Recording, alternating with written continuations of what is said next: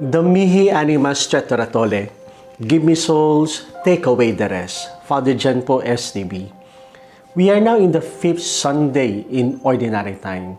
And the message of our liturgy is that we are being reminded of our mission as followers of Christ, as Christians, that we should be the salt of the earth and light of the world.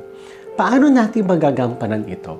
Because the salt is a thing that we put to give taste, a flavor to the food that we are taking sa araw-araw. And that is our mission, to give life, to give something different in this world, that we will be the source of something better to offer to our brothers and sisters. Because the world will offer so much things to us. But as followers of Christ, we are being told to offer something better, something great to this world. At ano yung i-offer natin? Ito yung fina-follow up naman na that we are the light of the world. That we will be partners of Christ in bringing the good news. Because Christ is the light. He is the bearers of good news to our brothers and sisters.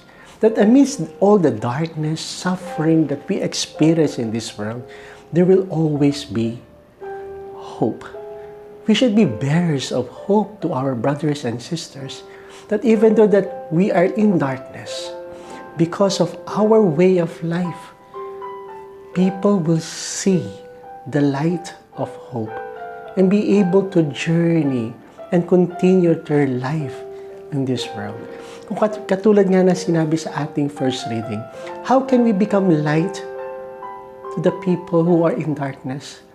We should be charitable. We should share. We should shelter the poor and the homeless. We have to be an example of giver to them. That we are ready to serve our brothers and sisters in times of need. Yan po yung ating responsibilidad bilang mga Kristiyano na walang sino man ang nabubuhay dito sa mundong ito para sa sarili lamang. That we are ready to live with our brothers and sisters na hindi lang sarili ang iniisip.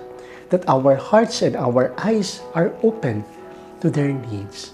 Yan po yung challenge sa atin. And through us, they will experience something great. And they will be able to say, I have experienced God in you. That through you, I experience hope. And suddenly, my life was so bright that I was able to continue the journey, even in the midst of trials and pains. Ang ganda po na pinapaalala sa atin, our responsibility to become brothers and sisters to one another. Yung kaya nga po, ito yung sinasabi sa ating second reading, that our faith should not only be by words, but it should be seen and be transmitted through our action. Ito yung makikita nilang ino-offer nating salt. And through the salt, they will see the light. So my dear brothers and sisters, in this celebration, we are being told or reminded by God, be the salt of the earth. Be the light of the world.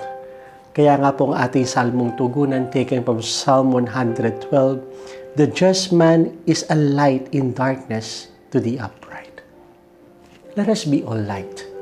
Let us offer beauty. Let us offer sacrifice.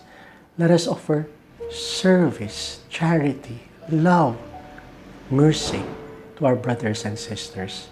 And through us, allow them to experience this wonderful light that Christ has brought to each and every one of us. That amidst the darkness, there will always be hope. A hope that will lead us to life. So once again, my dear friends, God bless us all.